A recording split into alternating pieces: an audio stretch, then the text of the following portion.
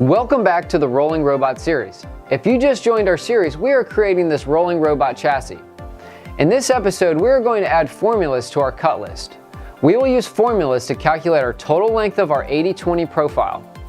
Click the link below to download the necessary files to follow along with the tutorials. To insert an equation into a cut list, begin by creating a new column. I right-click on the last column and insert a column to the right. Click in the empty cell. This reveals the formatting tool. Click the sigma E. First, I set the precision to 1 decimal. Next, I select the total length value in the cut list. I can see from my bill of material that I will use a quantity of 4. So in my equation, I multiply the total length by 4 and then divide by 12 to return the total length in feet. I repeat the same steps with my weldment frame. I only require 2 weldments, so I only multiply the total length by 2 before I convert it to feet.